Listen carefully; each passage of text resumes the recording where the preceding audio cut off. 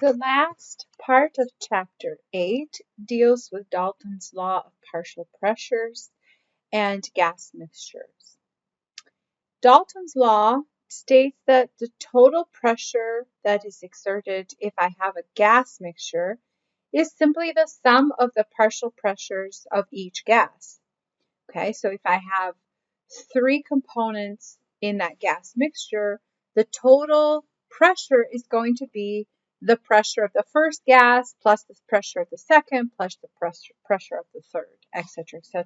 So if I have only nitrogen and oxygen, the total pressure is the sum of the partial pressures of nitrogen plus the partial pressure of oxygen.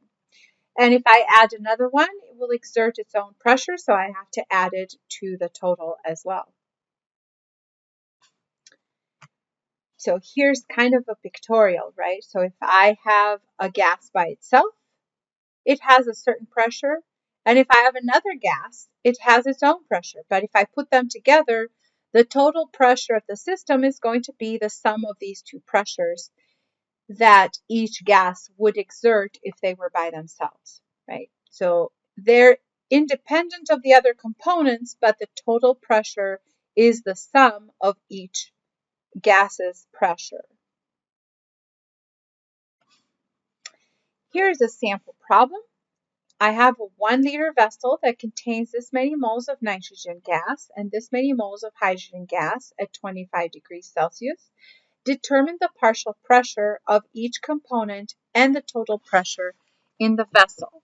Okay, in this case, since we have a mixture of these two gases, to calculate the pressure of the mixture, we first can figure out the partial pressure of each component, and we kind of take a look at the data that's given to us. We have a volume, right? 1 liter. We have N, which is moles.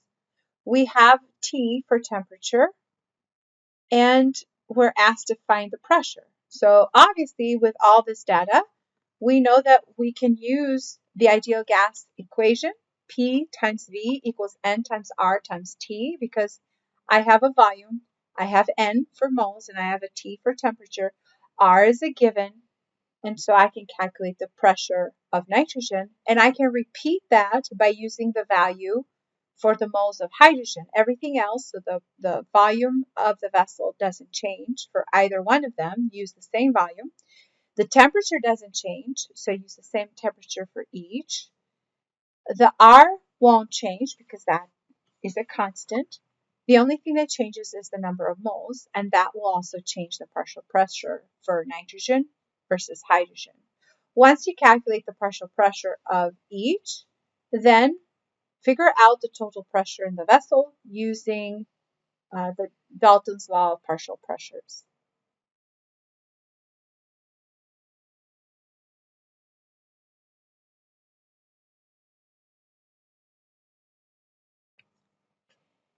Lastly, when we talk about gas mixtures, we also think in terms of them being in mole fractions. So the mole fraction, which is denoted with an Xi, of a component in a mixture of gases is the number of moles of that component divided by the total number of moles of all the gases combined, of all the components in that mixture. So if I have the Xi, which is the molar fraction of, let's say I have a container that has nitrogen and oxygen, right? So if I want to find the mole fraction of just oxygen, well, I will take the moles of the oxygen divided by the total number of moles, the moles of nitrogen plus oxygen. That gives me the mole fraction of oxygen. If I want to calculate the mole fraction of nitrogen, then I'll take the moles of nitrogen divided by the total number of moles, which will be the same in both cases. We do the same thing for the fraction of the pressure. So I can take the pressure of one component divided by the total. It will also give me a fraction as well. Now here's the important things to remember about these mole fractions. The mole fraction of one component, so of oxygen or of nitrogen, So the mole fraction of each component is always less than 1. The sum of all the mole fractions of all the components is always 1. You cannot have any more than 1. Mole fractions do not have any units because this is in moles, this is in moles, and that will cancel, leaving me a dimensionless quantity. So they have no units. Here's a sample problem. The FDA approved the use of nitric oxide to treat and prevent lung disease, which occurs commonly in infants that are premature. Their lungs are not developed fully yet. So nitric oxide is supplied to hospitals in a form of N2 to NO mixture. Right? So it's got two gases. Calculate the mole fraction of NO in a 10-liter gas cylinder at room temperature, 25 degrees Celsius, that contains 6.022 moles of nitrogen, and the total pressure is 14.75 atmosphere. Okay, what are we missing? To calculate the mole fraction, you need to know the moles of nitric oxide and the total number of moles, right? So if you use, there are two ways to do this. What you can do is you have the volume, you have the temperature, make sure you convert it to Kelvin, and you have the total pressure. You can use PV equals nRT and solve for the total number of moles, little n. And once you have the total number of moles, subtract the moles of nitrogen to get nitric oxide, and then do the mole fraction of nitric oxide. So that number of moles of nitric oxide divided by the total moles of the gases in the container, and that will give you a mole fraction.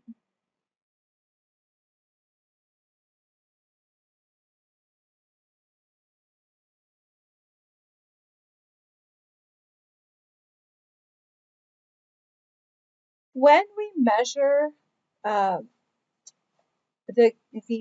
volumes, especially when we collect a certain gas, right? So if we have a chemical reaction that is producing a gas and we collect it, if we collect it over water, okay, so what we do first, and I think we will get to do this as a lab in class, but what we can do is fill up this cylinder fully with water and then invert it very carefully into this flask of water, and then put that rubber tube inside the gas cylinder. And as the gas is being produced from this reaction, it will bubble up and push that water out up until I don't have any more gas that's being collected.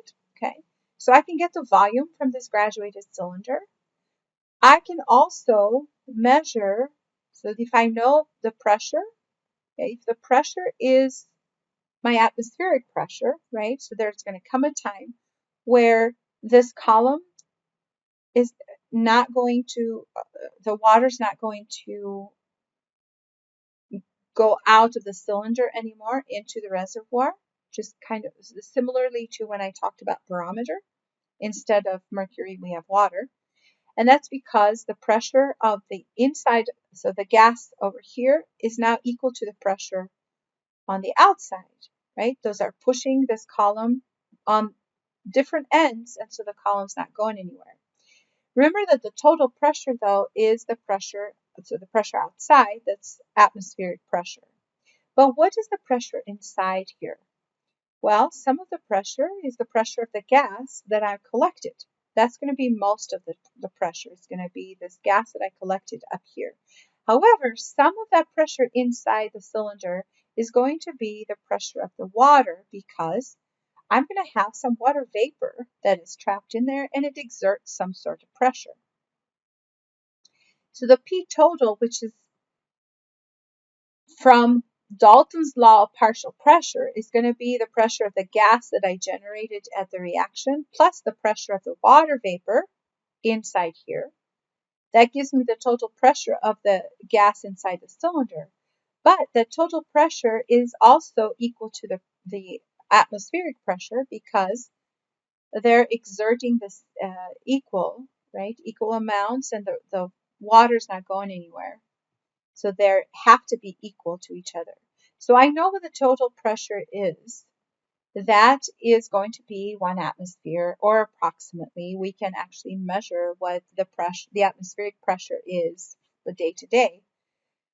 I don't know what the pressure of a gas is. This is what I'm interested in, but I can figure out the pressure of the water is. If I know the temperature of this gas, I can figure out what the pressure of the water is at that particular temperature, the partial pressure of water. There are tables that give me what the partial pressure of water is, and then I can calculate the pressure of a gas that is released during my chemical reaction. We will be doing this hopefully in class, and you will be collecting a gas over water and using these same principles, that the total pressure inside that cylinder is equal to the pressure of the gas that you release inside of the cylinder plus the pressure of the water, and that is equal to 1 atmosphere. That's the total pressure. The pressure of water can be determined from a table at a certain temperature. Then I can take the difference of the two to figure out the pressure of the gas alone. Here's what I was talking about in the previous slide. There are tables that I can look up the vapor pressure of water at different temperatures. So if it is at room temperature, for example, 25 degrees or approximately, the pressure of the partial pressure of the water is going to be 23.8 torr, or mercury, millimeters of mercury. Well, I know that 1 atmosphere is 760 torr. So 23.8 plus the pressure of the gas that I collected is going to be 760.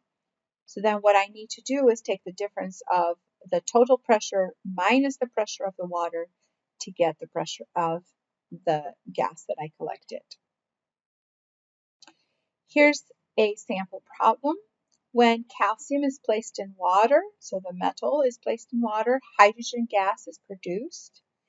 Determine the mass of H2 produced at 25 degrees Celsius and 0.967 atmosphere when 525 milliliters of the gas is collected over water as shown in slide 6. Make sure you convert the temperature to Kelvin first. Okay, so how do I do that? Note that the mass will be in grams, of course. Well, what do I have? I have the pressure, and I have the temperature, convert that to Kelvin. I have a volume, convert this to liters. But I collect the gas over water. So that means that this pressure is my total pressure, is not the pressure of hydrogen. But what I do know is that at 25 degrees Celsius, since I collected it over water, I can figure out what the partial pressure of water is at 25 degrees Celsius. I get that from this table over here. So 25 degrees, partial pressure is 23.8 torr. Now, you need to either, you can convert the torr from previous videos, convert the torr to atmosphere by using 1 atmosphere is equal to 760 torr. That will give you the pressure, partial pressure of water in atmosphere. To figure out the partial pressure of hydrogen, you take the total pressure and subtract the partial pressure of water. Once you have the pressure of hydrogen, you have the temperature, you have the volume. Use P times V equals N times R times T, where you can calculate the number of moles of hydrogen. Once you calculate moles of hydrogen, you can convert to mass in grams by using the molar mass of hydrogen. Give this a try and don't be discouraged if you don't get it the first time.